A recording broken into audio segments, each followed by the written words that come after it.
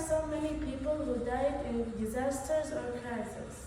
There are many people who have died in disaster or crisis as a result of fear and not because of physical harm.